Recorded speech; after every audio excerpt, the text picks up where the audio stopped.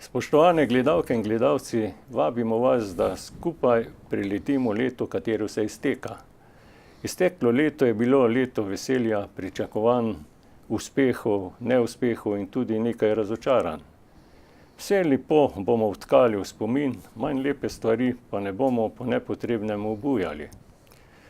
Temu ustrezno bomo vam predstavili zbir dogajanja skozi objektiv televizije Uršlja z oddajo Prilet leta 2017. Prilet iztekajočega leta bomo skupaj osvetlili z dr. Tomaž Roženom, županom občine Ravne na Koroškem, ki je v minulem obdobju predsedoval tudi regijskemu svetu za Koroško. Pa lep pozdrav in dobrodošlico našemu gostu želim. Lep pozdrav tudi z moje strani. Velika pričakovanja in lepe želje so stalnica ob vstopu v novo leto. Živimo izredno hitro in silnemu razvoju le s težavo sledimo. Znanstveni dosežki prehitevajo našo domišljijo. Dominirata digitalizacija in internet. Priča smo izdelavi novih zdravil, osupljivi so dosežki na področju zdravstva. Turizem postaja množična gospodarska panoga in robotika postaja del našega vsakdana. Pa vendar, Evropska skupnost, v kateri živimo, je vedno znova na preizkušnjah. Po Brexitu in izstopu Združenega kraljestva iz Evropske unije razburjajo in razdvajajo članice Evropske unije tudi kvote o beguncih.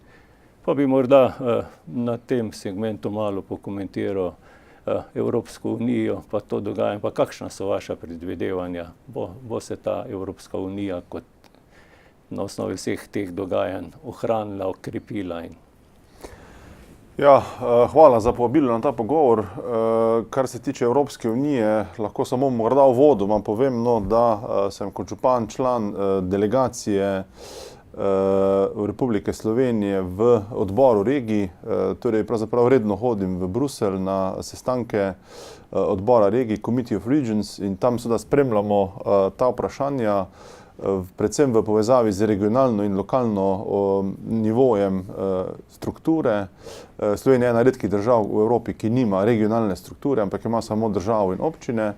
In res kolegi, župani, podžupani, občinski svetniki, ki se dobivamo v Bruslju redno mesečno, obravnavamo ta vprašanja. Tako Brexit kot teh 5 scenarijev Evropske komisije, ki so bili izdelani, v katero smer naj seveda Evropska unija se razvija. Dejstvo je, da evropska birokracija oziroma ta politični aparat, ki ga predstavlja Evropska komisija na čelu s komisarjem Junckerjem in pa Evropski parlament, zaznavajo, da so državljani nezadovoljni z Evropsko unijo, da jim je pravzaprav preveč oddaljena, da kljub temu, da občine in pa druge v Evropski uniji, seveda regije, prejemajo evropska sredstva, kljub temu seveda ni nekega zadovoljstva in so potrebne spremembe.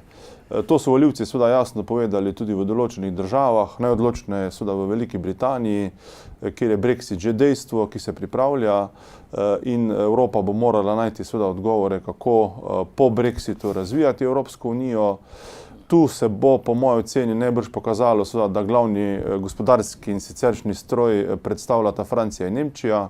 Francija je zdaj že, bi rekel, politično stabilna z novim predsednikom, Nemčija bo to v kratkem, kot kaže, z veliko koalicijo, in kar bo ti dve državi seveda na nek način v tem jedru odločili, bomo morali ostali na nek način dopolniti, predvsem pa sprejeti, kajti države, kateri tudi sami pripadamo, bi rekel, na nek način temu vzhodnemu bloku, nismo sicer višegrajska skupina, ampak smo na nek način opredeljeni kot tu, to geografsko območje Evrope.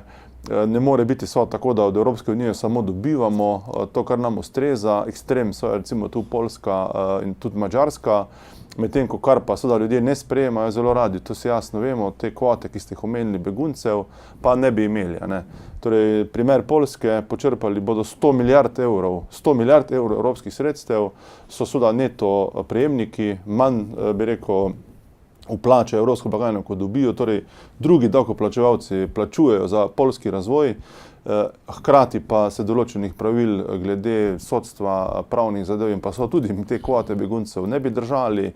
Tako da to mislim, da Francija in Nemčija ne bosta več tolerirali, ko se politično stabilizira še Nemčija. in verjamem, da bo v to smer šla prihodnost Evropske unije. In pa še ena smer, ki se nakazuje, je evroskupina, torej da bi tistih 16 oziroma 16 članic, mislim, da imamo evro, da bi mi pač legitimno, legalno rekli, da smo mi Evropa najhitrejše hitrosti. Vse veste, to, ko skozi govori Evropa dveh hitrosti. Tako. V resnici obstaja Evropa 28 hitrosti, ne vem, zakaj bi bila ena hitrost, ampak seveda različno hitro se razvijamo. Slovenija, kot bomo kasneje ne boš tudi govorila, se trenutno razvija zelo visoko stopno hitrosti. V izteklem letu so zvezde postali virtualni vlagatelji v kriptovalute, ki so postali skoraj z nič milijonarji. Pa ali se ta dogodek ali to dogajanje s to kriptovaluto napoveduje kot spremembe tudi na področju teh plačilnih sistemov pa vseh teh odnosov? Kaj imate vi tu kak komentar k temu? To je bolj moje osebno mnenje, da to niso zvezde, ampak kometi. Z kometi vemo, kaj se zgodi, na hitro zažarijo, potem pa zginejo. Prepričan sem, da se bo s temi kriptovalutami to isto zgodilo. Tu, rekel, so moja razmišljanja podobna dr. Mencingerju, ki je zelo skeptičen do teh novih preoblek starih ekonomskih pojmov. Medtem ko seveda to plačevanje z gotovino, to pa dejansko izginja, plačevanje z nekim, bi rekel, plastičnim denarjem oziroma virtualnimi zapisi, ampak seveda v znani valuti, nad katero bdi realno gospodarstvo oziroma realne centralne banke, pa mislim, da je prihodnost, kajti seveda denar obstaja že par tisoč let za lažjo menjavo dobrin med ljudmi, to bo ostalo. In zdaj, ko smo v območju evra, seveda je pravzaprav za evrom samim stoji torej evropsko gospodarstvo, Evropska centralna banka in tu Slovenci pravzaprav živimo v zelo varnem, realnem okolju. Resničen, konkreten prvak leta bi lahko opredelila, da je to slovensko gospodarstvo, katero je skokovito povečalo izvoz in temu ustrezno generira gospodarsko rast v državi. Seveda na gospodarsko rast so vezani vsi ostali kazalci. Pa kako imate kakšno oceno, napoved, je ta gospodarska rast pa ta visoka stopna izvoza predvidljiva, jo lahko predvidimo tudi za prihodnje leto, kakšne so to napovedi, kaj poznate tu? Ja, glede na situacijo, seveda to bolj poznam, bi rekel, iz medijev, kot pa konkretno, pa nekaj delno so tudi v naši občini, je dejstvo, da gospodarska rast je 4%, tretja največja v Evropski uniji, tudi v svetovnem merilu, je to visoka stopnja gospodarske rasti. Tu zadaj seveda je izboljšanje, bi rekel, blaginje ljudi, kajti za vsake gospodarsko rastjo mora stati na koncu neka potrošnja ali umestna, torej na industrijski ravni, potem v končni fazi pa seveda potrošnik mora nekaj kupiti, da lahko nekaj proizvede. In tu zadaj je to, tako da pričakujem, da se bo to nekaj časa še nadaljevalo. Sedaj smo, bi rekel, na stanju zaposlenosti oziroma brezposelnosti in drugih makroekonomskih kazalcev, kot smo bili pred krizo, torej leta 2008 je Slovenija, danes je tam, kjer je bila. Teh 10 let smo pač morali prebroditi, tako kot smo jih, bolj ali manj uspešno, in vračamo se na to pot, upam, da čim bolj industrijskega, tehničnega, visokotehnološkega razvoja in kot kažejo informacije, o katerih tudi kasneje, da smo Slovenci sposobni se skozi te procese organizirati, imamo dovolj visoko tehnološko znanje, ne želimo biti zgolj poceni delovna sila za napredne evropske države, ampak biti v bok z njimi in upam, da bomo šli v to smer. Sočasno, pa kot da tu ni usredna medijska pozornost, gospodarska rast, pa to, ki je na nek način tudi povezovalna tema. Državljani pa seveda smo v tem letu bili priča, kar precej medijske pozornosti je bilo usmerjeno v te medvojno in povojno dogajanje.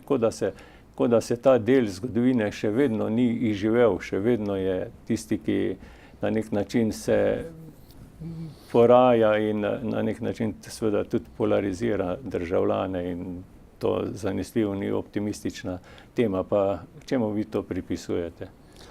Jaz mislim, da sami ljudje nimamo toliko težav s spravo, bi rekel, s pomiritvijo ljudi med sabo. Tu se mi zdi, da bolj politične stranke oziroma politični akterji na državni ravni ne znajo najti skupnega jezika ali morda ne želijo. Ti poskusi sprave, ki jih je predsednik, dotedanji in sedanji predsednik Pahor imel, so bili žal bolj deklarativni. V resnici seveda lahko beremo mnoge nestrpne zapise. nazadnje s temi pobitimi Romi med drugo svetovno vojno, ko seveda vsak razglaša svojo resnico.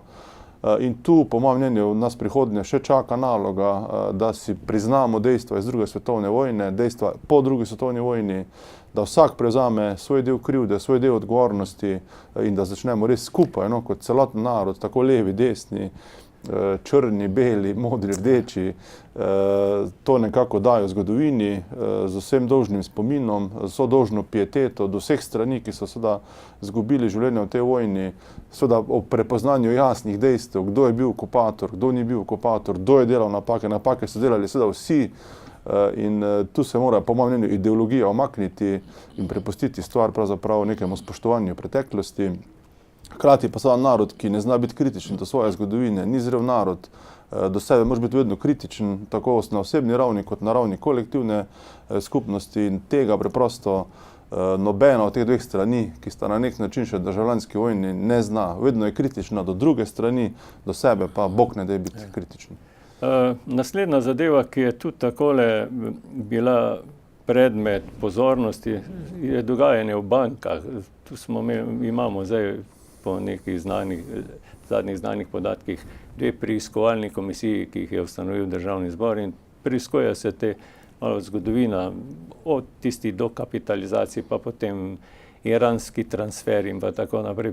Res tu v tej naši državi so skoraj rekel, da se trudijo, da bi dokazali, da država pač ne zna gospodariti z takšnimi sistemi, kot je banka, je preveliko skušnjav ali kaj je v tem razlog, kaj vi mislite? Ja, tu po mojem mnenju je, bi rekel, te poslovne bančne goljufije, ki so se dogajale, jasna stvar, da če nekomu daš 1 milijon evrov kredita na podlagi nobenih zavarovanj, na podlagi seveda sumljivih poslovnih načrtov, na podlagi besednega zaupanja, kot je recimo bilo v primeru Merkur, ko je vodstvo takratnega Merkurja dobilo na lepe oči, pravzaprav nenormalno visoke kredite, da je tu šlo za najmanj poslovno zmoto banke, oziroma če ne goljufijo, oziroma kaznivo dejanje kriminal. Tu po moje se je zgodilo to samo zato, lahko, ker so to bile še državne banke. Vsak, ki bi seveda upravljal banko v svoji lasti, si tega ne bi dovolil in tu pravzaprav je šlo za en velik rob ljudi. Bank, seveda država potem ni mogla bankrotirati, če lahko tako rečem, ker bi ljudje izgubili svoj denar, svoje vloge na vpogled oziroma svoje depozite, kar je seveda nedopustno, če zaupamo denarju, zaupamo Banki Slovenije.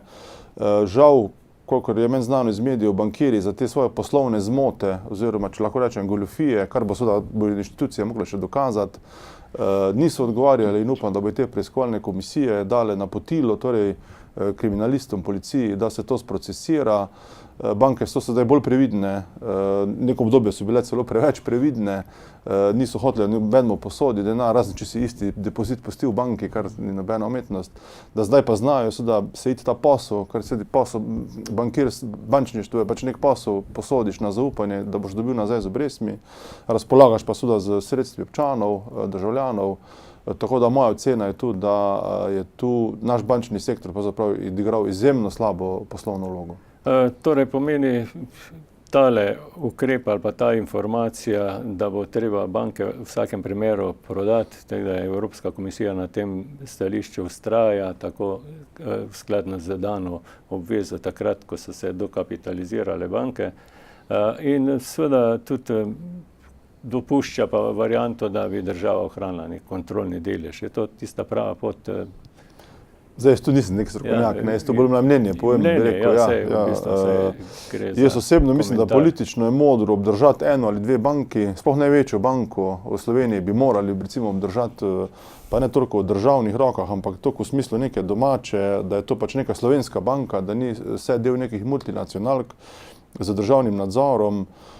Zdaj ta komisarka Vestagerjeva, ki želi od Slovenije, slovenske vlade, da se banka proda, je to seveda na osnovi tega, to je zelo stroga gospa, smo jo tudi srečali zadnjič v Bruslju na komiteju regiji, smo imeli njeno predstavitev, ona je zelo, bi rekel, branik te konkurenčnosti, ona zagotavlja seveda, da ne prihaja do zmed, da bi neka država preveč promovirala svoja podjetja, izkrivljala konkurenco želi zagotavljati ta pošten konkurenčni boj in v duhu tega ne dovoli, da bi država Slovenija brez posledic dala 3 milijarde ali koliko smo dali teh sredstev v banko, kajti seveda podobno lahko stori potem ena druga država za kakšno svoje podjetje ali banko. Tako da tu so se očitno takrat dogovorili, da je ta državna pomoč pogojena s tem, da država izstopi iz lastnine in tu ta pogajanja potekajo. Žal sicer, kot rečeno, jaz mislim, da politično je modro obdržati vse eno ali dve banki v slovenski lasti. Socialna slika v državi ni najboljša, če se tako rečem. Statistični podatki razkrijajo, da je vse več državljanov izpod praga revščine. Skratka, po svoj vrsten paradoks ob tem, da ugotavljamo, da beležimo visoko gospodarsko rast, in tudi potrošnja je višja, skratka državni proračun se polni. Ali je tudi potrebno iskati razlog o neustreznem prerazporejanju teh proračunskih sredstev, pa tudi tega družbenega bogatstva, kajti država Slovenija sama po sebi je bogata država, to ni revna država, je razvita, relativno razvita. Ja, zdaj, kar se tiče socialne slike, moje mnenje je, da glede na to, da smo stopnje brezposelnosti padli iz 12% na 6%, torej veliko ljudi je dobilo delo, oziroma ima možnost dobiti delo, kar poznamo tudi iz Mežiške doline oziroma Koroške regije, da bi se pravzaprav najnižje plače morale povečati. Kajti seveda nedopustno je, da dva starša hodita v službo, oba prejemata minimalno plačo, 572 evrov neto, pa imata recimo 2 otroka in seveda ti živijo pod pragom revščine. To je nedopustno. Medtem ko ti socialni transferi, ki pa so na nek način kar širokogrudni, pravzaprav širše skupine ljudi lahko dobijo to državno pomoč.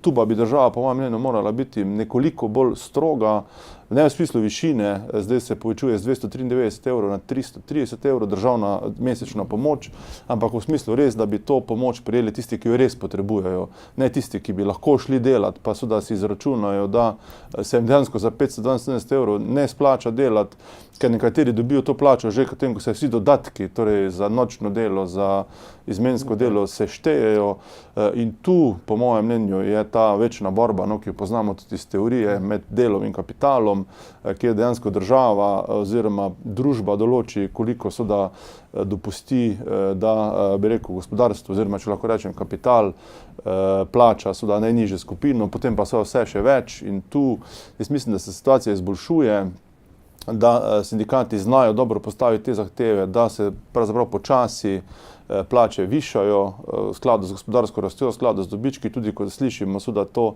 13. plačo, ki bo več kje, oziroma božičnico, tako da tu je še prostor za napredek. Tudi ta, bi rekel, pobuda, ki je bila prejšnji teden, oziroma ta teden zavrnjena na državnem zboru za 700 evri minimalne plače, ni slaba pobuda, po mojem bi jo treba bolj resno obravnavati, ne kar zamahniti z roko, da to ni realno.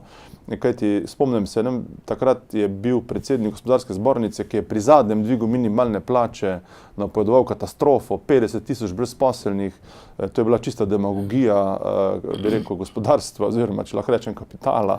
Tako da tu mislim, da je potrebno narediti korake, da bi se socialna, bi rekel, podoba, osnova izhodišča vašega razmišljanja okrepila na ta način, da ne bi bilo praga revščine, zlasti ne za ljudi, ki so pripravljeni in zmožni delati. Za tiste, ki pa res niso zmožni delati, pa mislim, da smo dovolj bogata država, da lahko res dostojno poskrbimo, da bodo imeli seveda človeku dostojno življenje. Slovenci načeloma smo izredno humanitarni, tudi teh humanitarnih akcij, dobrodelnih koncertov, preko medijev, bi rekel, ne malo teh dogodkov, kjer se zbirajo razna ta sredstva za pomoči potrebnim. Pa sočasno se pojavljajo tudi promotorji dobrodelnosti, ampak seveda vse to v tem seštevku popravlja situacijo, seveda odpravlja vzroko pa ne, in seveda država, kot ste že omenili, bi morala to za svojo ekonomsko politiko pa predvsem skozi proračun zadeve tudi drugače postavljati, ker nasprotnem bomo mi postali neka nenormalna družba, skratka, imeli bomo preveč tistega disproporca med posameznimi sloji v družbi. kot rečeno, v nadaljevanju morda lahko še omenimo tudi en pomemben dogodek, se nam je dogodil, to je volitve predsednika Republike Slovenije. Ta zadeva je potekala tako, kot je, tu smo verjetno državljani, občani, vsi po vrsti spremljali to dogajanje, predvsem ta predvolilna soočenja. Sočasno se je pa dalo iz tistih predvolilnih soočenj ugotoviti, da je bilo, bi rekel, kar dokaj, bi rekel, neke stvari so se vodile dokaj izpod nivoja, no, nekaj.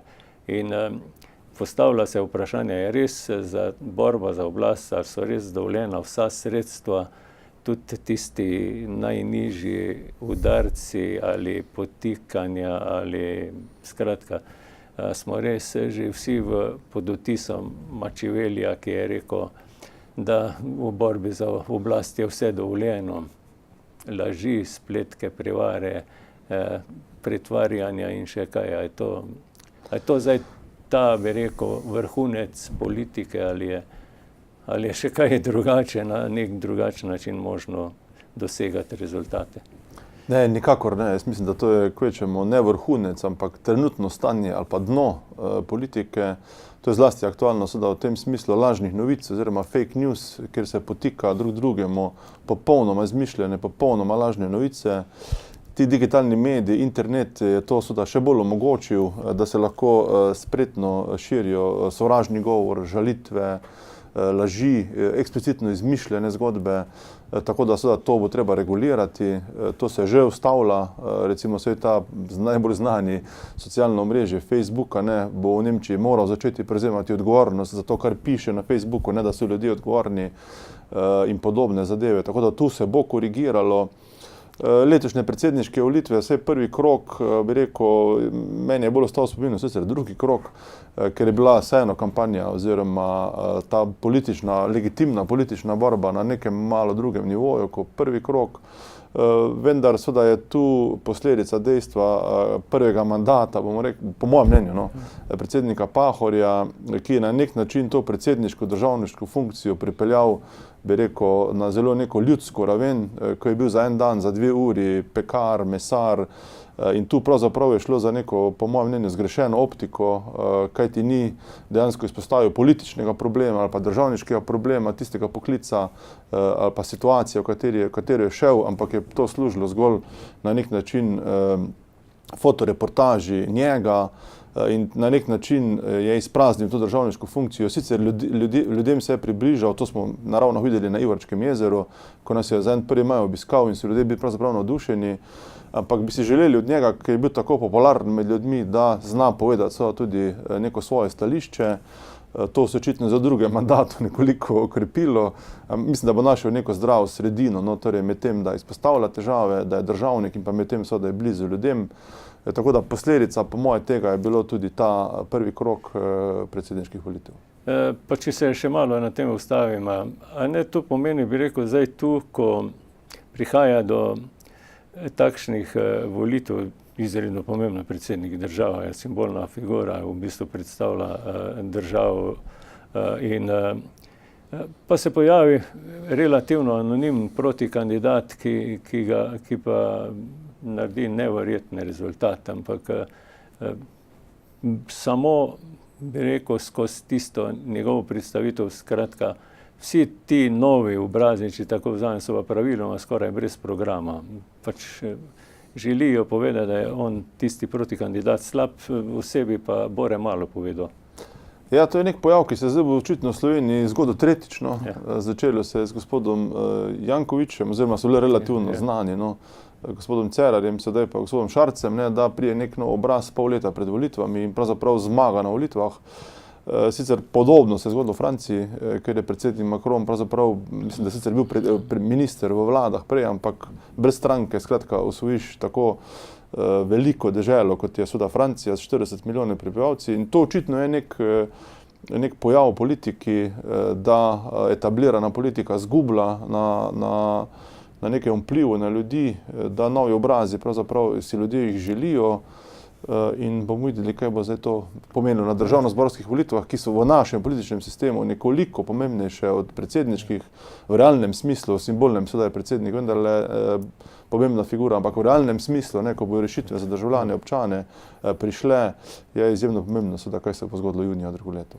Prva politična tema v državi je postala tudi financiranje zasebnih šolstv, pa v bistvu skozi to, koliko se da razbrati, se pa tu ne gre za neke v odnosu javne zasebne šole, to je v bistvu izredno mali odstotek teh zasebnih šol, ampak a je to izključno ideologija ali je lahko še kaj več iz tega ugotoviti? Jaz mislim, da je to ideološka past, v katero je stopila, bi rekel, ta prenapeta levičarska srednja v Sloveniji. 4 oziroma mislim, da 6 šol je zasebnih od 796 šol v Sloveniji. Tu ni nekaj, bi rekel, ogrožanja javnega šolskega sistema, niti približno, ne, po nobeni teoriji. In tu mislim, da je šlo malo pred za ideološko reakcijo. Preprosto bi se mogla upoštevati pač odločba Ustavnega sodišča, kot je bila jasna, da je treba zasebnim in javnim šolam zagotoviti enake pogoje in bi tu lepo bila pika. Potem pa se je poskušalo seveda z ustavno spremembo, kar je seveda naletelo na čudne komentarje tudi ustavnih pravnikov, da z nestrinjanjem spreminjaš ustavo. To bi bil kar nevaren precedens, po mojem mnenju, ker bi lahko vedno se to pol odločili.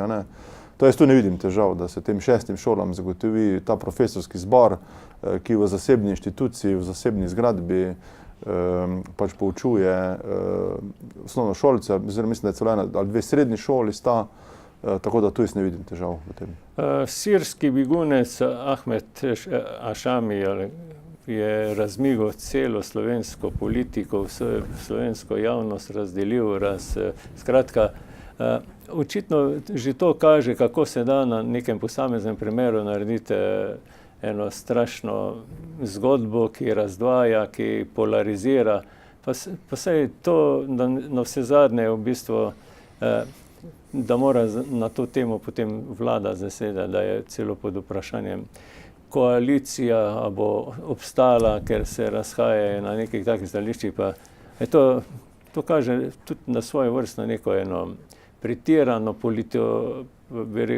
politološko pa razdvajanje, sočasno pa tudi na neko nezdrelost, bi lahko rekel tudi. Ja, ta zgodba je dobila neko čudno konotacijo, pravzaprav je bila smešna, da zaradi enega gospoda, ki je seveda v bok, se sestaja vlada, se, bi rekel, ubadajo z njim poslanci, ko je veliko drugih sistemskih problemov. Potem eni seveda trdijo, da je ta odločba sodišča, da ga moramo izročiti Hrvaški dokončna, drugi, da obstajajo druge pravne podlage, da se lahko država kot nek suveren subjekt odloča drugače. Tako da tu je pol nastala neka zmeda. Po moji oceni je bila tu šibka točka vlade, da je odreagirala na to obrambo, ko so poslanci pred, bi rekel, deportacijo, so se nekateri poslanci izpostavili, da ga bojo branili s telesom, da se tu vlada, po moje, popolnoma napačno odločila s tem ukvarjati. To je mogla prepustiti pravnemu redu Republike Slovenije. Če pa želi ohraniti tega begunca, pa bi se mogla jasno o tem odločiti in ne obremenjati državljanov s tem, res bi rekel. Za moje pojme skoraj smešnim primerom. Omenila smo že visoko gospodarsko rast, pa ugodne kazalce, ampak sočasno grejo tudi apetiti v nebo, bi rekel, pritiski pa želje, ki jih izražajo sindikati, so popolnoma legitimni, ampak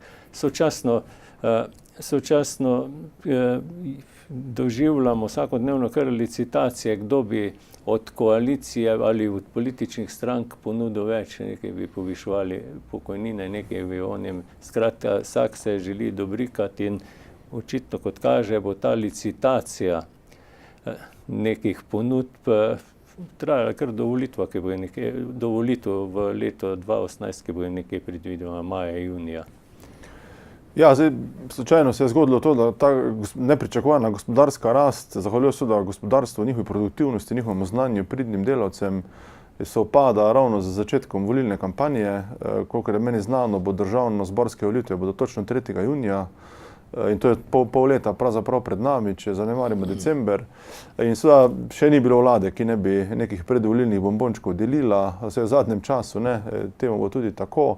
Vendar seveda bi bilo modro varčevati takrat, ko seveda so sredstva.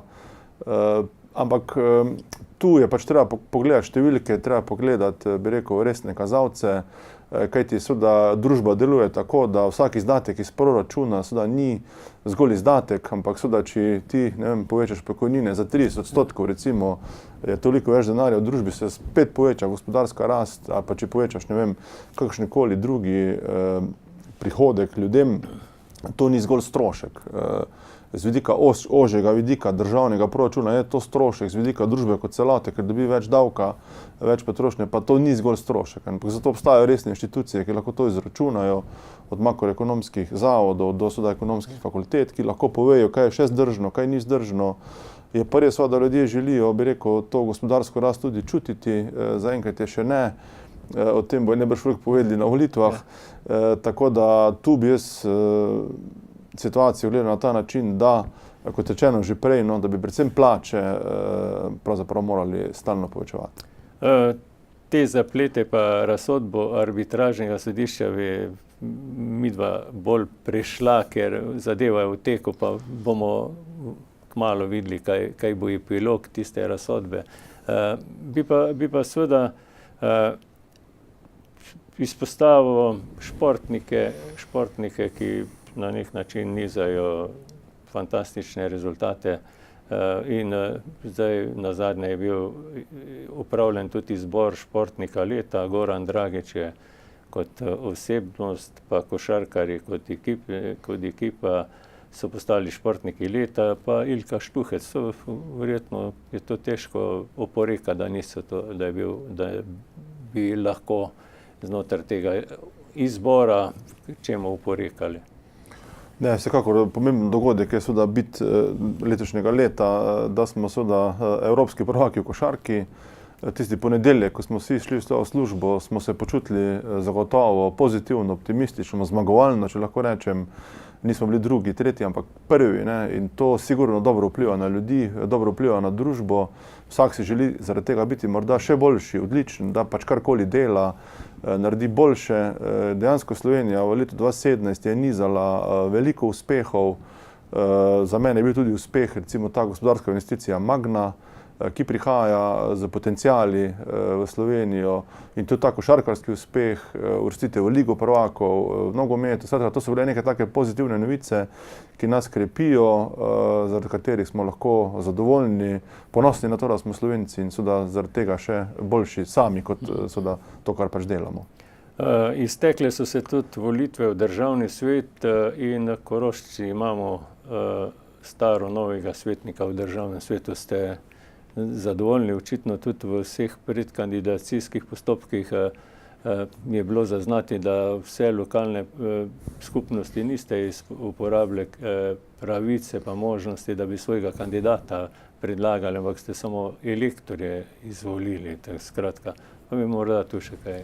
Ja, tu naravno smo izvolili 3 elektorje, kandidat se ni pojavil, politične stranke lokalne niso imele kandidata, tudi naša lista v občinskem svetu ni imela, tako da se je pol to prepustilo, pač tistim, ki so imeli interes. Ostaja kolega vuzeniški župan, gospod Golob, svetnik, tako da seveda karkoli bomo tam želeli, nam je linija že znana. Je pa seveda ta vloga državnega sveta vedno znova pod nekim vprašajem, kajti po mojem mnenju imamo nekoliko prenizko težo, če ga že želimo imeti, no, kot drugi dom skupščine parlamenta, bi moral imeti malo večjo težo. Skratka, zadeva je v okviru pričakovanja oziroma vaših želja, ker očitno... Ja, zelo nizke želje. Koroška statistična regija ima nekaj zelo uspešnih gospodarskih družb, kar razveseljuje. Te uspešne gospodarske družbe imajo, rekel, seveda ob uspehu jasno pravico, da si tudi izplačujejo dividende, ampak sočasno se ugotavlja, da so nekatere od teh družb tudi onesnaževalke okolja. Pa da ne bi bilo to umestno, da tudi nekaj tistega svojega ustvarjenega dobička usmerijo tudi v odpravljanje pa v sanacijo. Skratka, da dvignemo nivo našega okolja, našega prostora. Tu, po mojem mnenju, bi mogla biti država na nek način bolj neizprosna od industrije, ki seveda nesporno ima vplive na okolje. Tu so, po moje, preblage te prehodne določbe, obdobja, ko lahko kaj sanirajo. Hkrati pa seveda vemo, da država vlaga milijon evrov v okoljsko sanacijo Zgornje Mežiške doline letno. Tu bi zelo enostavnimi ukrepi se lahko predpisala okoljska taksa, lahko dovolijo lokalnim skupnostim, da jo predpišemo, lahko jo sami predpišejo, odvisno, kako se to pač oni odločijo, ker bi dejansko lahko bolj trdno, bolj neizprosno na podlagi zakonodaje zahtevali, torej, da kljub temu, da ni dokazanih negativnih vplivov na okolje in zdravje, ampak vplivi seveda so, jasna stvar, vsaka industrija ima vpliv od hrupa prašnih delcev do še drugih stvari, da bi to lahko bilo na način, da bi potem lokalna skupnost ali država to takso, okoljsko takso, karkoli, takso z degradacijo okolja regulirana, da ne bi seveda, bi rekel, zadušila teh družb, ampak da bi na nek način se dividende lastnikom nekoliko zmanjšale, tako da tu Avstrijci imajo na davkariji eno pravilo, ne ubijaj kure, ki ti nese zlata jajca, ne, tudi ne bi smeli mi zdaj zaradi tega ubiti kure ali pa da se podjetja preselijo, ampak mislim, da je tu preblaga zakonodaja, ki bi dejansko od teh družb, no, ki so dobivala nekaj neposredno v tisto okolje, ne spet v državni proračun, ampak v neposredno okolje bi se morala ta sredstva pretakniti. No, sočasno so seveda ponosni na dosežke pa rezultate teh gospodarskih družb, zaradi tega bi iz tega tudi postavil vprašanje, katere teme bi lahko rekli, da poleg uspešnega gospodarstva še povezujejo Koroško, ker poznamo našo geografsko delitev, tako Dravska, Mežiška in Mislinjska dolina in občasno tudi tekom leta se je dalo zaslediti, kot da smo bolj vsak sebi, kot pa to, da smo dihamo za iste zadeve. Ja, združuje nas so teme, ki nas ne razdružujejo. Ja. Bolj za šalo. Ja. Zdaj, kar se tiče samih struktur, bi rekel političnih občine, da mi se povezujemo na regiji, tam, kjer je skupni interes. Ljudje pa mislim, da se veliko povezujejo na področju kulture. Teh srečevanj mislim, da je več in sodelovanja. Drugače pa je struktura postavljena na 12 temeljih, 12 občin je popolnoma samostojnih, avtonomnih. Zgolj za regijska evropska sredstva imamo regionalno razvojno agencijo za skupne projekte, za tretjo razvojno os, ki nas na nek način zopet povezuje, čeprav nas je nekaj časa razdvajala, kje bo, kakšna bo. Tako da tega povezovanja upam, da bi bilo lahko več na tej civilno-družbeni ravni, medtem ko seveda občine smo dolžne skrbeti za svoj lastni razvoj in zgolj kolikor ocenimo, da je za nas boljše, da se povezujemo, regijsko se povezujemo. Če pa ocenimo, da smo na slabšem, pa se žal ne moremo. Se vsak obrne k sebi. No. Tako, to je naša naloga. Tako. Koroška je porasla z gozdovi, vendar temu gozdu dodamo malo dodane vrednosti. Ustanovljeno je podjetje Slovenski državni gozdovi in od tega je bilo kar precej pričakovan, pa da je tu kakšne rezultate, razen to, da smo nazadnje ugotovili, da je bil minister Židan tule v Tiškem vrhu z nekim potencialnim kupcem, ki bi naj oživel zopet to proizvodno. Ja, tu na Koroškem to spremljamo, zlasti to pa je na nivoju sveta Koroške regije, to gozdarstvo. Zdaj to podjetje SiDG je pravzaprav zasebne gozdarje nadomestil državni gozdar. Zdaj sločim lesarstvo pa gozdarstvo, ker so me o tem podučili.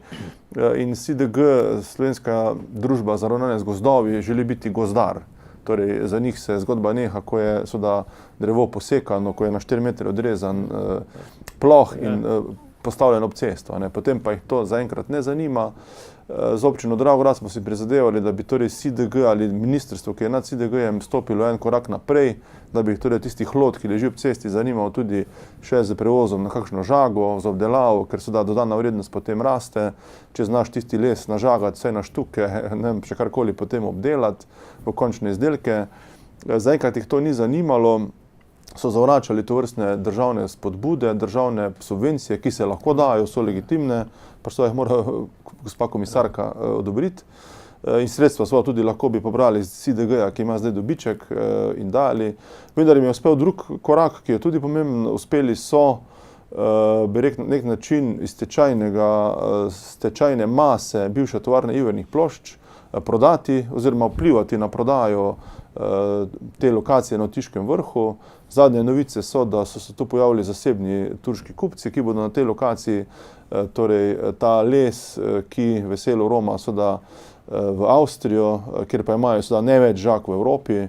Avstrijci so vodilni tudi pred drugimi močnimi državami v Evropi, da ga bomo mi znali začeti tu obdelovati.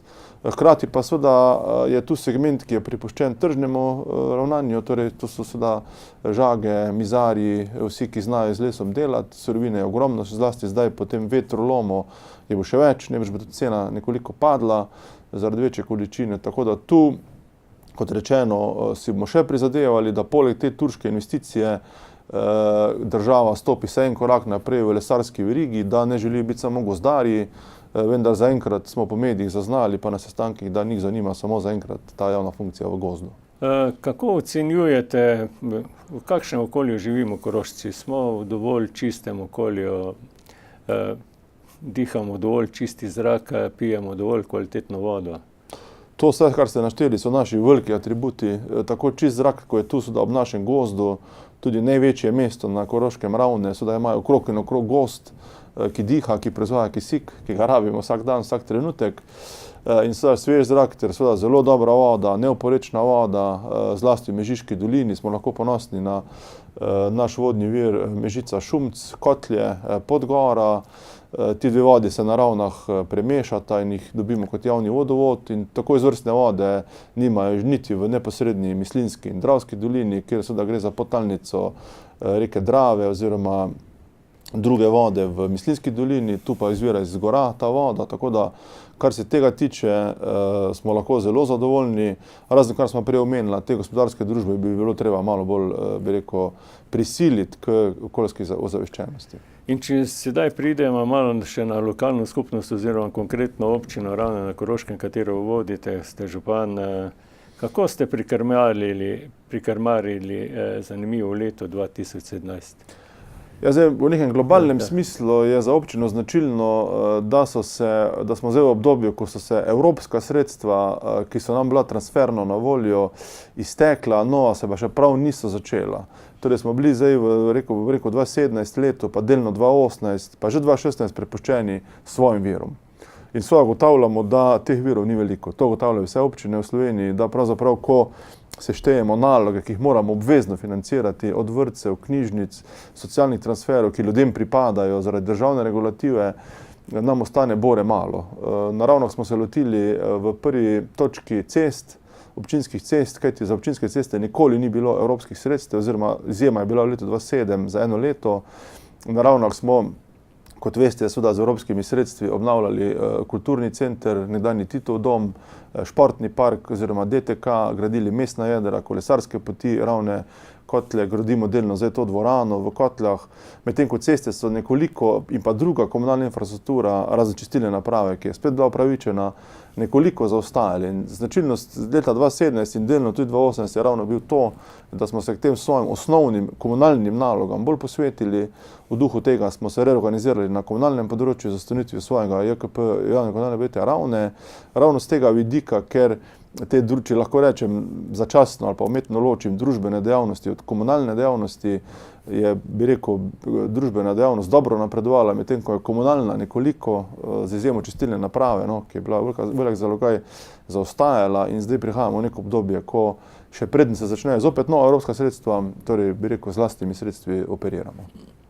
Gospodarstvo v občini se srečuje s pomanjkanjem delovne sile, sočasno pa uspešno, mislim, zdaj, če govorimo o naši konkretni lokalni skupnosti. Skratka, tu na tem področju lokalna skupnost nekih inštrumentov, da bi to stanje na področju delovne sile nima, ali lahko tudi kaj prispeva. Ja, tu ne več pogovorov teče z nami glede bivanjskih razmer.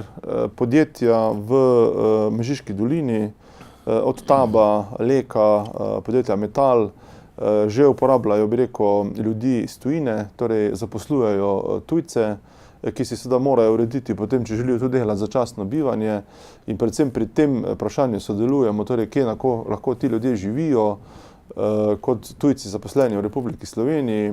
Tu lahko seveda mi nekoliko pomagamo. z lokacijami, z objekti, z posredovanjem, tako da tu ti procesi potekajo. Zlasti podjetje TAP mislim, da ima že kar nekaj 100 ljudi zaposlenih iz tujine. Občina, kot rečeno, razpolaga z svojim javnim oziroma ustanovila svoje javno podjetje. Pa kakšna je zdaj ta ocena, prva? Je to upravičilo to samostojnost ali Ja, na določenih segmentih je to upravičeno, smo pa na začetku lastnega komunalnega podjetja. Lahko rečem, da smo v tem trenutku zadovoljni. Cene so se uvodoma znižale, kaže, da se bodo lahko nižale tudi naprej. Nismo pa mi zdaj na končni postaji te reorganizacije, čaka nas še pomemben zalogaj, to je odpadki. Mi smo pravzaprav v javno komunalno podjetje Ravne potegnili vse razen zbiranja odpadkov ter pogrebne in pokopališke dejavnosti in v nadaljni fazi nameravamo tudi, bi rekel, začeti z lastnim gospodarjenjem zbiranja odpadkov, kajti tudi odpadki so, bi rekel, problem, ki zelo pesti mesto, prepolne kante, nepravilno odloženi, nepravilno sortirani odpadki in tu imamo še kaj za storiti. Medtem ko javne površine, ki so zdaj neposredno pod našim nadzorom, z njimi smo zadovoljni, še krepimo, medtem ko sama vodooskrba, odvajanje in ter čiščenje, pa smo že prej pravzaprav bili zadovoljni, pa smo pravzaprav to samo prestavili pod novo streho, nekoliko znižali cene in po optimizaciji teh procesov napovedujem lahko še znižanje cen. Tretja razvojna os je bila zelo izpostavljena tema Hočemo cesto, za povezavo relacija Slovenj Gradec-Holmec, pa očitno, kot da smo bolj osamljeni oziroma vse zaznati je bilo, kot da neke pretirane podpore strani ostalih tu ni. Skratka, čim se je strasirala povezava Šentrupert-Slovenj Gradec, pa je bilo to, kot da je ta tema že mimo in da je neaktualna, verjetno še nadaljna povezava.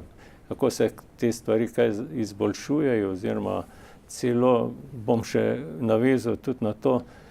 Sočasno vse bolj je zaznati, da tudi potreba po dodatnem avtocestnem obroču okrog prestolnice naj bi odmikala izgradnjo te cestne povezave sever-jug, če se tako rečem, to je tretja razvojna osi. Kakšno je to stanje, pa vaš komentar? Ja, uvodna ugotovitev sedaj je točna, ko se je, bi rekel, državni prostorski načrt sprejel do Koroške, do Slovenj Gradca, so nekateri mislili, da je zadeva oddelana. Na srečo temu ni tako, bi rekel, zahvaljujoč tako mladinski iniciativi, ki jo vodi Aljaž Vrhovnik, podžupan naše občine, ter tudi poslancu Rancu, smo dosegli podpis močnega protokola z Ministrstvom za infrastrukturo. V mesecu juniju smo dosegli, da se je zopet oživila aktivnost na dveh relacijah, torej na Slovenj Gradec Otiški Vrh in Otiški Vrh Holmec. Ta protokol, tretja razvojna os, bi se lahko v tem časovnem smislu letošnjega leta razdelila pred protokolom, po protokolu. Do predprotokola je bilo res tako, da jih pravzaprav ta relacija ni več zanimala. Slovenj Gradec, Holmec so razlagali, da bo tako samo malo uredili državno cesto in je to. Potem pa smo v protokolu dosegli, da piše, da se ponovno umešča v prostor, torej Slovenj Gradec Otiški Vrh, že državnim prostorskim načrtom, ki je že daleč, in pa da se za relacijo Otiški Vrh Holmec naredi nova študija in da se obdela 5 novih variant. In to dejansko se dela. Nazadnje, ko je mladinska iniciativa oziroma Koroška imela to prireditev Ambasadorji Hočemo cesto, smo dejansko bili obveščeni strani državnega sekretarja Jureta Lebna, da se protokola držijo z manjšimi tedenskimi zamiki, kar je normalno glede na javna naročila. In zdaj že nastaja študija z 5 variantami, torej na relaciji Otiški Vrh Holmec. Konec marca prihodnje leto bo ta rezultat znan in treba se bo odločiti, kaj je sprejemljiva trasa, torej tudi te ceste, ki pa najbrž ne bo uvodoma, bi rekel, prostorsko umeščena kot 4-pasovna cesta, ampak 2-pasovna. In lahko rečem, po videnih prvih osnutkih, da smo blizu rešitve, ki bi tudi to traso umestila v prostor. Potem pa seveda je dejansko stvar financiranja v letih, ker začela se bo seveda gradnja teh 31 km do Velenja, oziroma do Slovenj Gradca, do Velenja je 17 km ceste in ta 700 milijonski zalogaj do Slovenj Gradca nam garantirajo, da bo tudi finančna konstrukcija za ta zalogaj izdelana v letu 2018, da bo v letu 2018 že prvi odkupi zemljišč, tam, kjer seveda so ljudje takoj pripravljeni prodati, in zaenkrat, če garantirajo, da bo prva lopata, torej na tej trasi avtocesta Slovenj-Gradec zasajena v letu 2019. Takrat bo neka druga vlada, bo toliko zavezujoče. Mi imamo podpisan protokol z Ministrstvom za infrastrukturo in ne predstavljam si bodočega, se strinjam, vlada bo nova, bodočega ministra za infrastrukturo, da bo upal oziroma želel, bi rekel, spremeniti črko v terminskem planu tega protokola. Mi ravno to računamo, no, da si ne bo upal zaradi tega protokola, in lahko rečem, da tudi protest, ki je bil naravno organiziran, je opomin, da se je dogovorov treba držati. Samo ocenjujem, da tudi na podlagi tistega protesta, ki je bil, je politika bolj resno prisluhnila, kajti ustrašili so se ljudi, kar je dobro, no, in da, kot rečeno, so zelo optimistični in pa razveseljivi roki oziroma dejanja napisane v tem protokolu.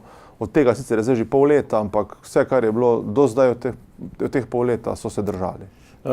Občini funkcionirajo, pa pomemben činitelj so zavodi. Zdravstveni zavod, poznamo, tam ni najbolj stanje z zdravniki. Skratka, kakšni so to obeti, se tu da kaj napovedati, kakšno boljšo situacijo?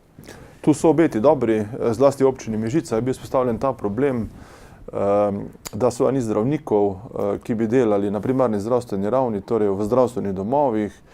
Imeli smo kar nekaj sestankov na to temo in strani zdravstvenega doma je zagotovljeno, da bo problem v par letih rešen, kajti seveda tudi dejstvo, da medicinska fakulteta v Mariboru obstaja, da ljudje lahko seveda tam študirajo medicino, končajo, vendar vedeti moramo, da imamo enega najzahtevnejših sistemov v Evropi, da torej mlad človek, ki želi biti zdravnik, dejansko postane zdravnik, ki lahko dela s pacienti. To obdobje je kar 12 let, po 6-letnem študiju sledijo seveda specializacije, ki jih zdaj po novem ne razpisuje več zdravniška zbornica, ampak jih razpisuje Ministrstvo za zdravje, ki mora poslušati izvajalce, torej da če zdravstveni domovi javijo, da potrebujejo na terenu zdravnike splošne medicine, bodo razpisane te specializacije, ne pa da bi seveda razpisovali zgolj kirurgije oziroma res specializacije na terciarni ravni v bolnišnicah. Tako da tu se situacija izboljšuje, zaenkrat se situacija rešuje z upokojenimi zdravniki, ki se ponovno vračajo v ordinacije, vendar v roku 2 let bo situacija že mislim, da z 4 novimi zdravniki bistveno boljša. Socialni zavod, pa bi skozi to vprašal, kakšna je socialna slika občine Ravne na Koroškem? Socialna slika se izboljšuje, ostajajo seveda ljudje, ki so pomoči potrebni, zato imamo sredstva v proračunu, imenujemo jih enkratna denarna socialna pomoč, imamo sredstva za subvencije stanarin, tistim, ki seveda pomoči so potrebni, subvencioniramo veliko storitev, od seveda pomoči, ki jo preko občinskega proračuna nudi tako Rdeči križ, Karitas, razdeljevalnica hrane, preko medgeneracijskega centra, tako da tega je veliko, lahko pa rečem, da vsak, ki pride na občino po pomoč, jo tudi dobi. Izobraževalni zavodi, od osnovne šole, srednje, višje in tako, skratka, vse s tem funkcioniranjem so kakšni problemi, napovedujete za prihodnje leto, kakšne rekonstrukcije, investicije na tem področju, razen to, kar ste že povedali, da bo izgrajena telovadnica v Kotlah? Ja, tu so v prihodnosti naloge, ki čakajo občino, če lahko grem po vrsti, osnovna šola Prežihov-Voranc potrebuje začeti obnovo telovadnice, tega večnamenskega prostora. Osnovna šola Koroški Klarji potrebuje investicijske posege v streho, tu ne bo majhen zalogaj za občino, streha mestoma toči in pa seveda tudi obnova strehe nad telovadnico. Načrtujemo, malo sem preskočil, vrtec. Vrtci so polni na srečo. Mislim, da je bilo žal tudi nekaj staršev začasno zavrnjenih. potrebujemo nov vrtec, vrtec Solzice, zlasti vrtec Solzice, tudi naš največji vrtec je že v nekem slabem stanju, sproti obnavljamo učilnice, da lahko otroci so še tule, vendar načrtujemo nov vrtec in sicer ga načrtujemo v okolici osnovne šole Prežihojega Voranca, zato je za projektno dokumentacijo sredstva so že v proračunu, že bila 2017, torej letošnjem. Tako da tu neki premiki so, srednje šolstvo je v domeni države, višje šolstvo tudi, visoka šola žal na Ravnah ni zaživela, ko smo naredili ta poskus organizacije visokošolskega študentskega prostora na Ravnah, to se ni išlo, ni bilo dovolj vpisa, vendar pa seveda se krepijo določeni programi na gimnaziji oziroma na srednji strojni šoli se uvedejo programe metalurški tehnik, sedaj se uvaja v prihodnjem šolsko leto farmacevtski tehnik, vemo, da zaradi seveda pobude podjetja Lek, ki bo potrebovalo 150 ljudi in je dobro, da imajo to izobrazbo. Tako da v šolskem prostoru, izobraževalnem in predšolskem se skozi nekaj dogaja, sistem se regulira, in skladu z sredstvi se ta prostor v bistvu samo krepi. V občini sta tudi dve pomembni kulturni inštitucije, enkrat je Koroška osrednja knjižnica, potem pa tudi preko Zavoda za kulturo, šport in mladinske dejavnosti potekajo kulturne aktivnosti. Skratka, kako bi to področje kulture opredelil pa ocenil?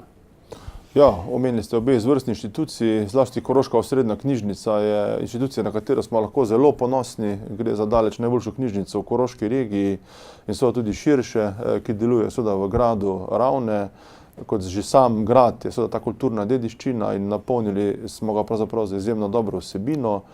Zavod za kulturo upravlja kulturni center z 3 dvoranami, likovno, majhno in veliko. Kulturni abonmaji so se zadnji 2 leti ukrepili, so boljši, vedno boljši, tudi bolje obiskani, ogromno kulturnih prireditev, seveda nosilci so na lokalni ravni ljubiteljska kulturna društva, katerih sekcije so praznovale kar veliko obletnic v letošnjem letu 2017. Tako da s kulturo smo lahko zadovoljni. Poleg tega seveda pri nas deluje Koroški pokrajinski muzej z zbirko štauharije, stalno zbirko Mati Fabrika, kjer predstavljamo to svojo zadnjo 300-letno identiteto, tradicijo, tako da potem so se pojavljajo nove iniciative, oziroma zdaj niso več nove, kot je seveda Festival slovenskega džeza oziroma Jazz Abonma Ravne, ki je našel svoj domicil na Ravnah, in pa so tudi druge oblike, ki se znova rojevajo in smo jih zelo veseli.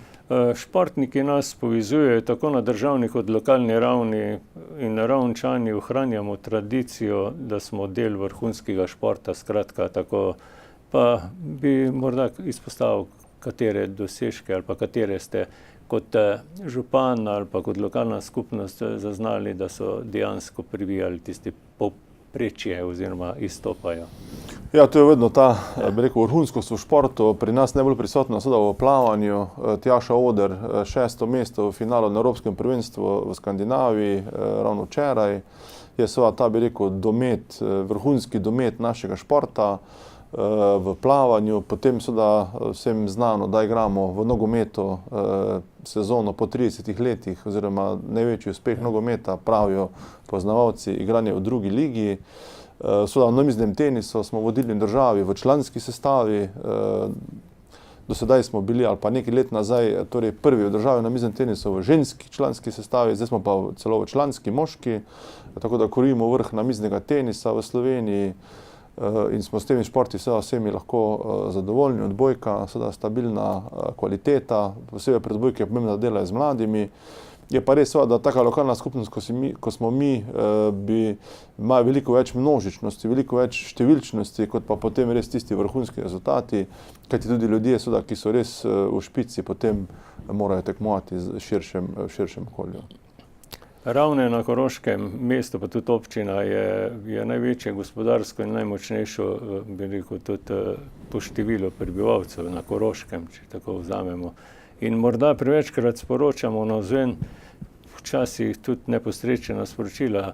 Verjetno bi morali bolj brez zadržkov povedati, da smo Ravnčani ponosni samorastniki in da nismo Ibržniki. Čas preveč poudarimo Ibržnike, ki lahko dobijo tudi, bi rekel, eno negativno asociacijo nazaj, češ da se sami sebe postavljamo v nek podrejen položaj.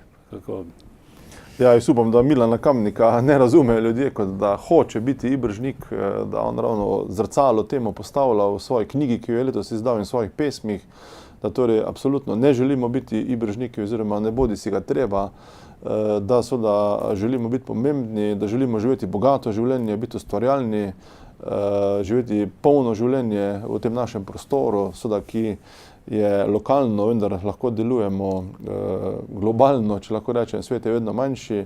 Tako da jaz mislim, da je vedno manj razlogov, da bi se kdo počutil res Ibržnika, ali po našem narečju, ali po naši odmaknjenosti.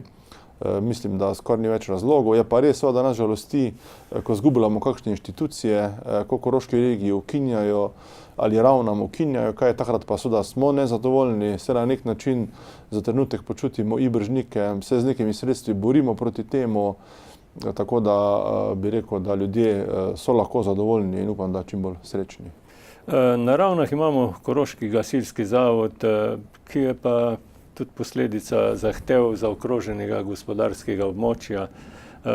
Pa smo na tem področju deležni že večjega sodelovanja, pa tudi predvsem financiranja strani sosednjih občin.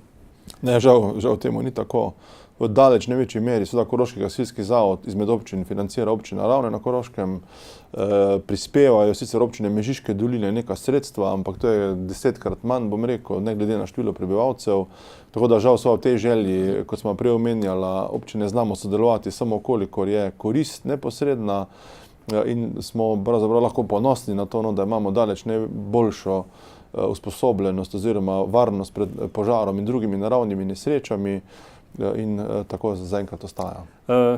Izredno pomembna so tudi humanitarna društva, Rdeči križ, Karitas, medgeneracijski center, društvo upokojencev, skratka, to se povezuje. Ste zadovoljni vsem tem, bi rekel, društvenim dogajanjem v občini? Ta segment je pri nas zelo močen, če lahko rečem, segment socialnega varstva in pa humanitarnih dejavnosti.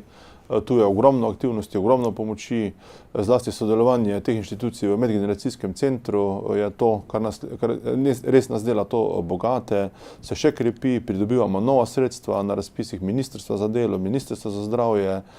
Tu iščemo svoje odgovore na starajočo se družbo, če lahko rečem, skrb za starejše, da spada v to območje širšem smislu socialnega varstva ljudi, tako da z delovanjem vseh teh društev, tudi še druga so, omenili ste samo 4, smo na Ravnah zelo zadovoljni in jim nudimo to infrastrukturo, to podporno okolje, da lahko skrbijo za svoje skupine ljudi.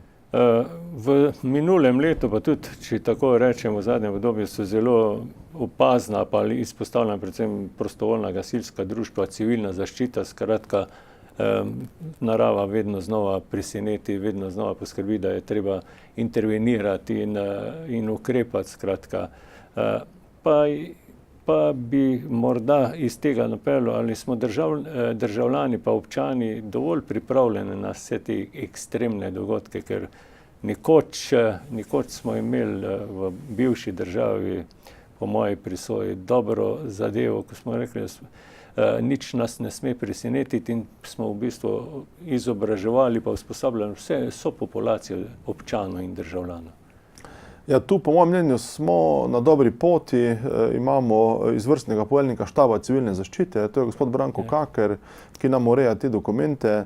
Glavna sila civilne zaščite so prostovoljni gasilci.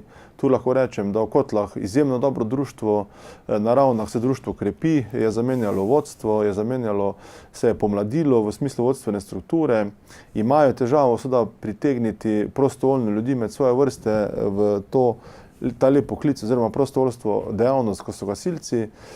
Okrepili smo ekipe prve pomoči v tem civilnem prebivalstvu, tako da tu smo na neki boljši poti, nismo, daleč smo še od točke NNP-ja, ko je bilo širše ozaveščanje ljudi, vendar pa v teh akcijah, kot je bil zdaj vetrolom, se ljudje izkažejo, tudi civilno prebivalstvo, bi rekel, ki niso ne gasilci, ne v civilni zaščiti, da priskočijo na pomoč.